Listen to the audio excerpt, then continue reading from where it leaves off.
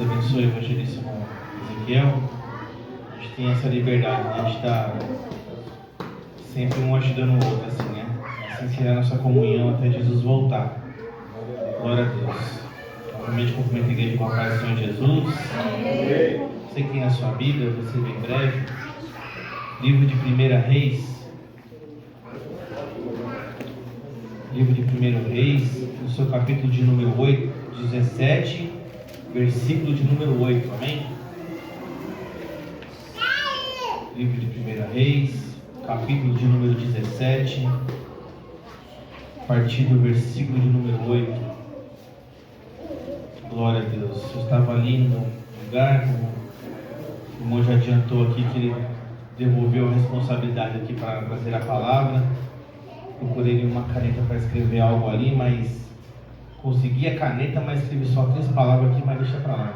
O negócio aqui, esse negócio de ficar com um esboço aqui é coisa de pregador, né? Lê aqui tudo direitinho e tal. Aí eu falei assim, não, deixa o Espírito Santo tome de conta, que é melhor, né? Porque se eu vou escrever aqui algo, pode ser que eu erre e não vai ser nada do Senhor, e sim de mim. Amém? Todos acharam? Digo amém? Amém. 1 Reis 17, versículo de número 8. Passo a ler. Então veio a palavra do Senhor dizendo: levanta-te e vai para Zerafate. Em algumas traduções deve estar Sarepta, que é de Sidom, e habita ali. Eis que eu ordenei ali uma mulher viúva que te sustente. Então ele se levantou e foi a Sarepta. E chegando à porta da cidade, eis que estava ali uma mulher viúva apanhando lenha, e ele a chamou. E ele lhe disse: traza-me, peço-te um vaso e um pouco de água para que beba.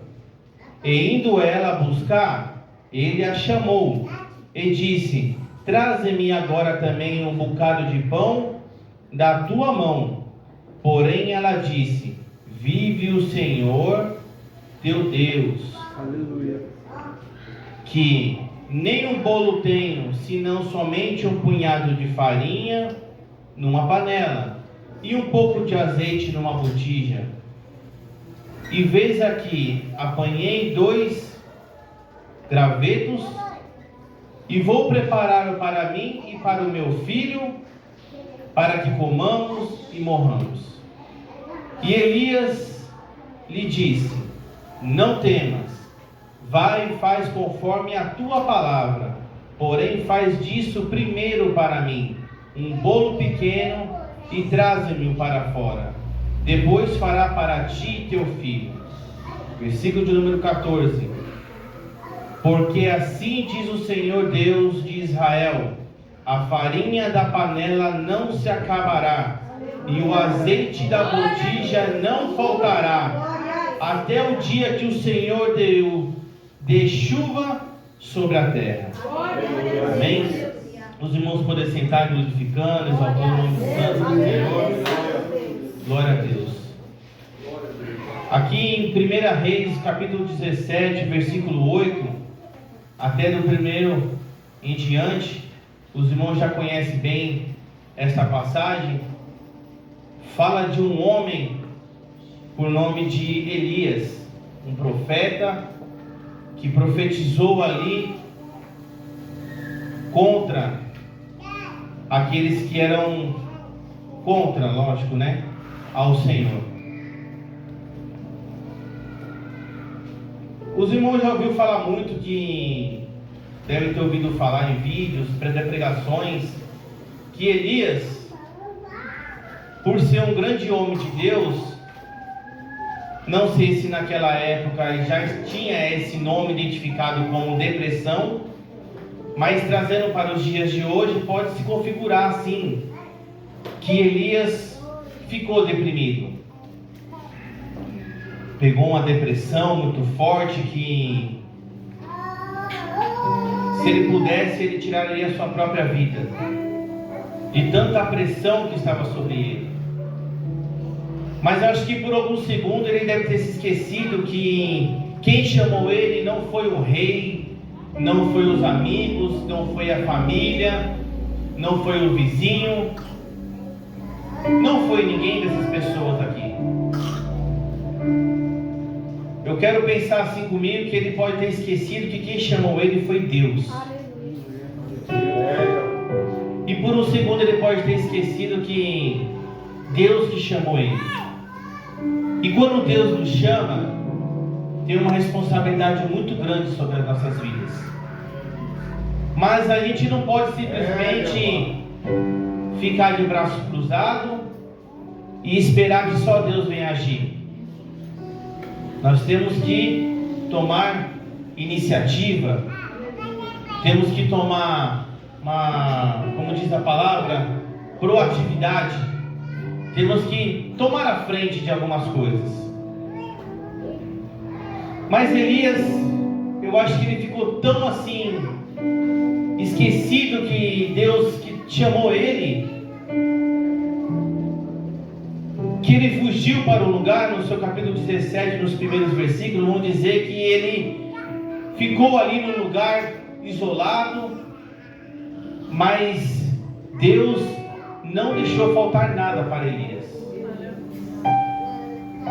Trazendo para os nossos dias de hoje, o que para você hoje está faltando para você neste momento? Será que é a saúde de algum familiar seu? Será que é o mais básico hoje em dia, o pão na mesa da sua casa? Será que é uma vaga de emprego? Será que pode ser um projeto que você tem de estudar, fazer uma faculdade, uma pós-graduação, um mestrado? Mas você se coloca às vezes no lugar de Elias. Se esquecer por um segundo que quem te chamou, que quem pode te capacitar, que nem eu disse, não é o pastor, não é os obreiros, não é o seu vizinho e não é a sua família, é Deus. Então por que você não pode simplesmente despertar e falar assim: Senhor, eu quero fazer isso, eu quero fazer aquilo? Mas às vezes Deus também, às vezes não é que assim Ele larga a gente de mão, não, é que tudo tem que ser na direção dele.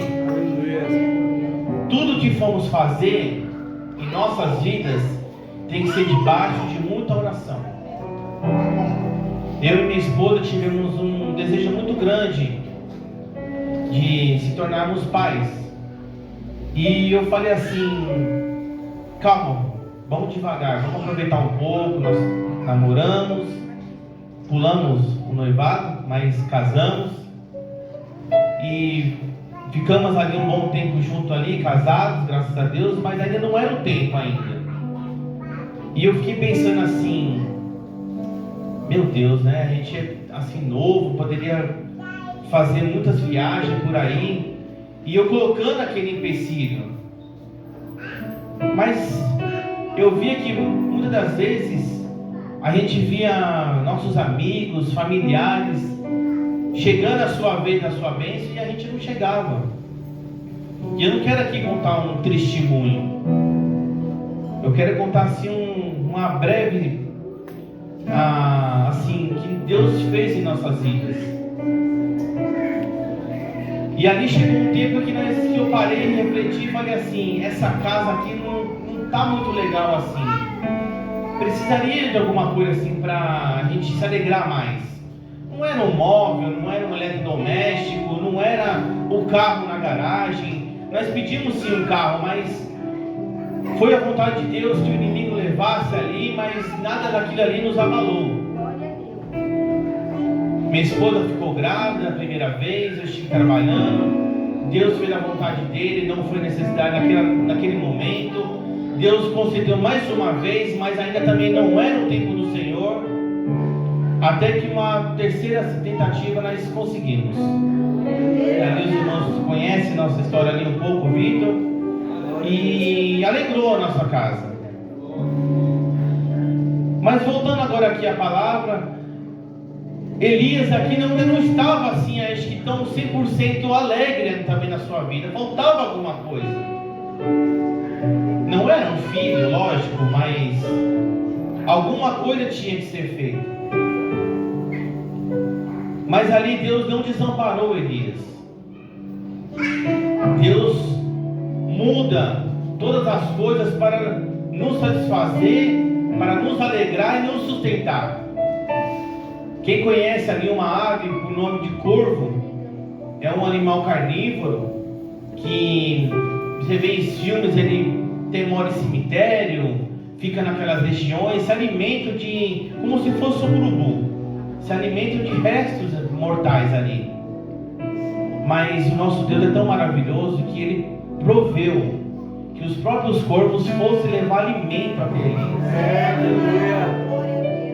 Se você chamar um cachorrinho e colocar uma comidinha ali, certeza que ele vai querer comer aquela comida.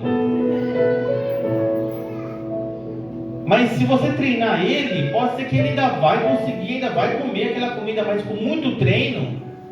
Eu já vi alguns vídeos que colocam, a pessoa sai, o cachorro fica olhando para aquela comida, baba, mas não consome aquela comida até o dono chegar. Mas o nosso Deus não é diferente. Ele muda toda a situação ao nosso derredor para nos abençoar. Aleluia. Elias, eu vou prover um alimento para você. Ah, mas só um alimento? Eu estou com sede, né? Mas o que eu vou beber? Não, peraí então. Está com sede? Desce ali até o ribeiro, que ali você haverá água para você beber. E ali eu quero já começar a falar para os irmãos o início da grande provisão que Deus deu para a vida de Elias. Então não vamos ficar com pensamentos negativos e pensar, não vai dar certo. Não vai dar certo. Aquilo que eu tentar, se deu errado, eu vou continuar de outro método. Porque Deus nos surpreende de cada maneira que a gente fica assim, às vezes, pensando como isso acontece.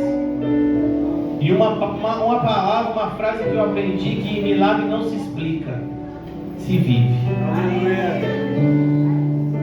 Mas ainda não era o tempo ainda.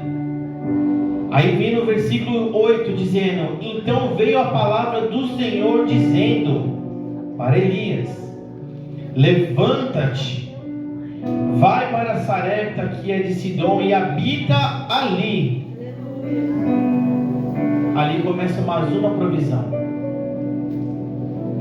Mas antes de Elias fazer tudo isso, aqui na palavra de Deus está dizendo, versículo 9: levanta-te. Irmãos, você quer fazer uma faculdade? Irmãos, você quer um emprego de respeito, de dignidade, honesto?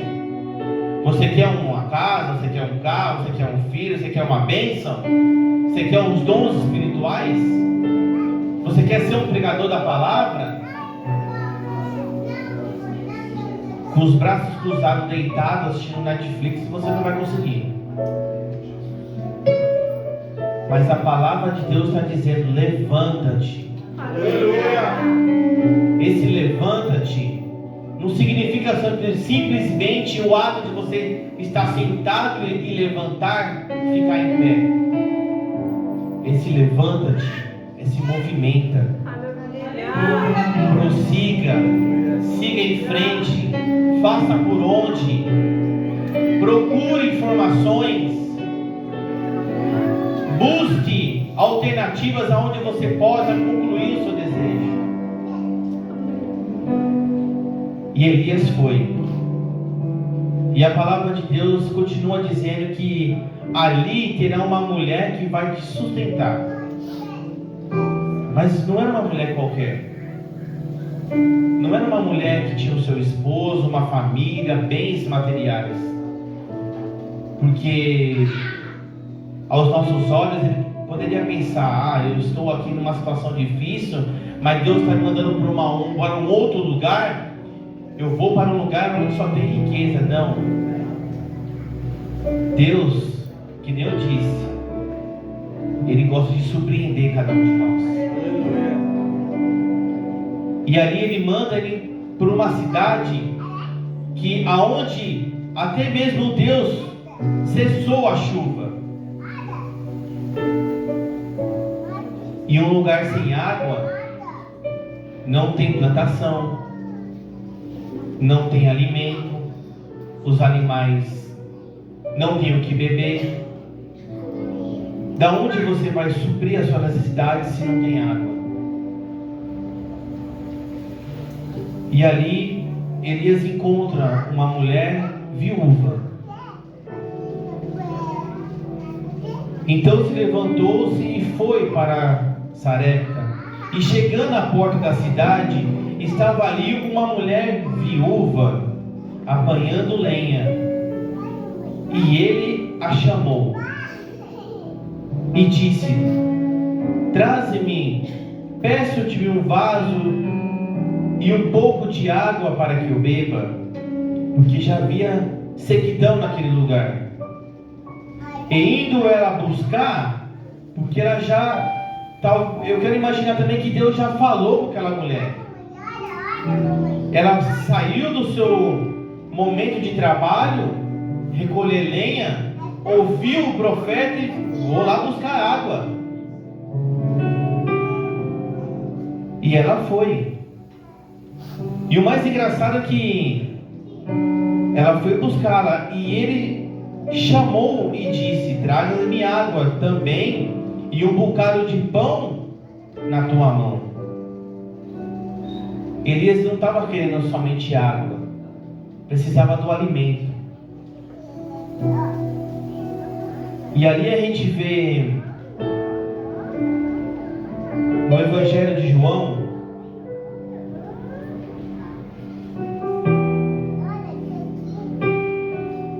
no seu capítulo de número 4,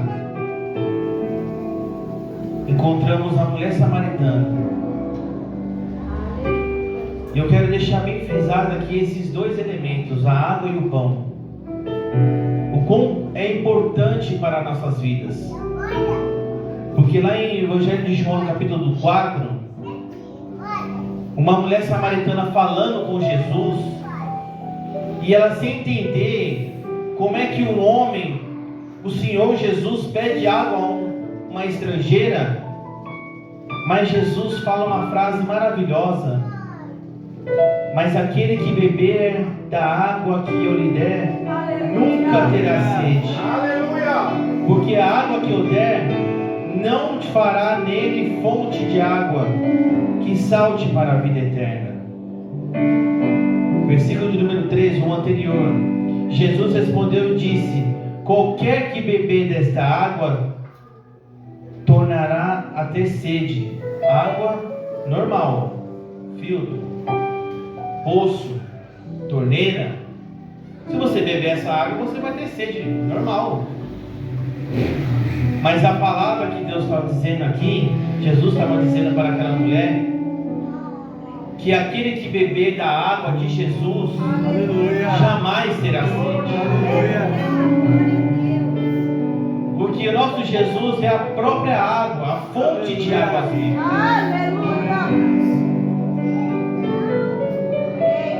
E agora, pulando até o capítulo de número 6, vem o segundo elemento, que no título diz: Jesus é o pão da vida. Aleluia. Conseguimos ficar muitos dias sem comer, alguns sem beber, mas são dois elementos que a gente não pode, não conseguimos sobreviver sem o pão, o alimento no caso, simbolizando o pão, e a água. São essenciais para o nosso organismo. Mas no capítulo 6 do Evangelho de João, versículo 35 diz: e Jesus lhe disse: eu sou o pão da vida. Aleluia. E aquele que vem a mim não terá fome. Aleluia. E quem crê em mim não terá sede. Aleluia. Aqui já deixa mais do que explicado a necessidade que temos de ter Jesus em nossos caminhos. Jesus não é simplesmente aquele que vai te dar um filtro com água para você beber. Ele não é aquele que simplesmente vai dar um saco de pão puma para você se alimentar em casa. Ele vai te dar a fonte de água viva, que é o Espírito Santo, para você continuar vivendo. Ele é o próprio pão que desceu do céu e nos deu uma palavra, o pão para nós alimentarmos a nossa alma, para nós continuarmos adorando a Ele. E Elias foi até aquela viúva e pediu pão e água. E ela foi. E como já lemos, para ganharmos tempo, ela diz: eu só tenho um pouco de farinha e um pouco de azeite. E eu só tenho essa quantidade certa para fazer para mim, para o meu filho, para que nós possamos comer e morrer. Mas Elias persistiu. Como eu disse, ele não só se levantou do chão para ficar em pé, ele persistiu. Ele continuou falando para aquela mulher: continue falando o que você mesmo está falando, mas primeiro faça para mim. E a mulher, ouvindo a voz do profeta, fez um bolo, um pão e deu a água para ele. Mas nos versículos à frente diz que a farinha e o azeite apareceu na casa daquela viúva. E ali foi uma outra provisão que Deus fez, tanto para Elias como para salvar mais uma vida. No caso, duas, dela e do seu filho. Versículo 14 diz: porque assim diz o Senhor Deus de Israel: a farinha da panela não se acabará, e o azeite da botija não faltará, até o dia que o Senhor lhe der chuva sobre a terra. E Deus proveu para aquela mulher, para o seu filho e para o profeta Elias. E foi ela e fez conforme a palavra de Elias. E assim comeu ela e ele e a sua casa por muitos dias. E da panela a farinha não acabou, da botija o azeite não faltou, conforme a palavra do Senhor, que falará pelo ministério de Elias. Aleluia. Aqui as irmãs louvaram o hino e eu fiquei refletindo o refrão: somos totalmente dependentes de Ti, Senhor. Aleluia. Não somos dependentes de governo, não somos dependentes de pastores, não somos dependentes de vizinhos. Os irmãos aqui na terra estão para nos ajudar, mas nós temos que estar totalmente dependentes de Deus. Aleluia. Sem Deus, nós não somos nada. Mas Deus continua sendo Deus, mesmo se a gente desistir dele. Porque se você larga o barco, tem um outro vindo atrás que quer Jesus. É aquela famosa frase: a fila anda. As portas estão abertas, não somente para trazer o povo de Deus, escutar aqui um irmão pregando uma palavra, não. Entre por essas portas com um objetivo. Como diz Elias, se levantou: eu quero ir lá com uma convicção que eu tenho que buscar aquilo que eu preciso. Aqui é um hospital. Aqui as pessoas entram doentes e podem sair curadas. Aqui as pessoas entram de uma maneira que saem transformadas. Mas basta um agir nosso. Como eu disse, não adianta ficar de braços cruzados, deitado, maratonando, não adianta. Se você não se movimentar, o nosso Deus não vai agir ao seu favor. Amém, igreja? Com permissão do evangelista Ezequiel, a igreja se coloca de pé. Gostaria de estar pedindo para as irmãs, se puder, louvar só um trechinho desse hino, para que nós possamos gravar no nosso coração que somos totalmente dependentes de Deus.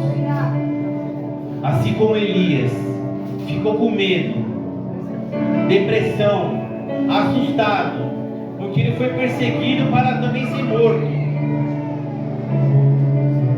mas ele buscou um auxílio.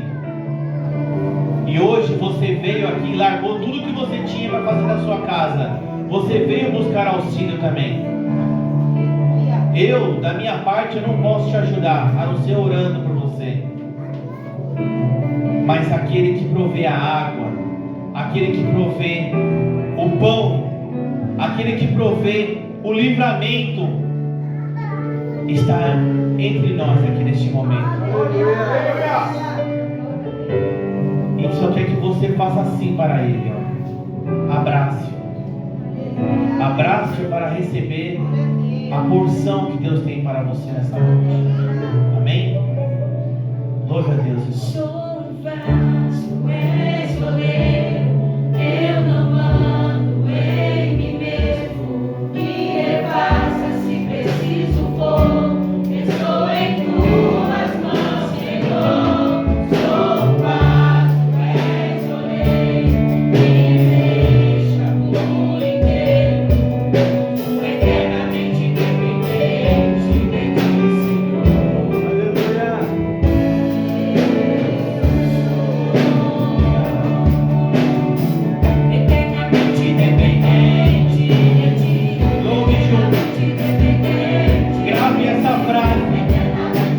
Aleluia.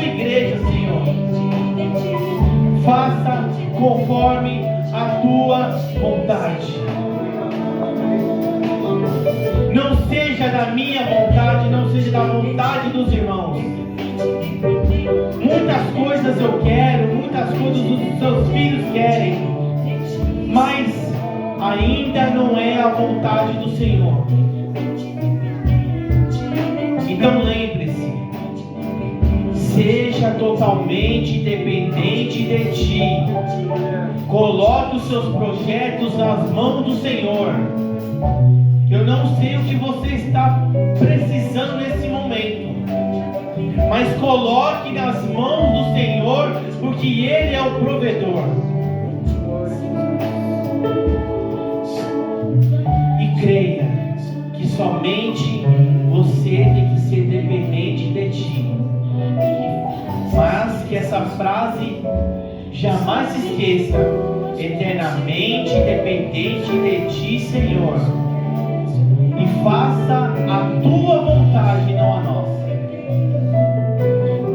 Senhor Deus e maravilhoso Pai, Senhor Jesus Cristo aqui foi pregar a tua palavra.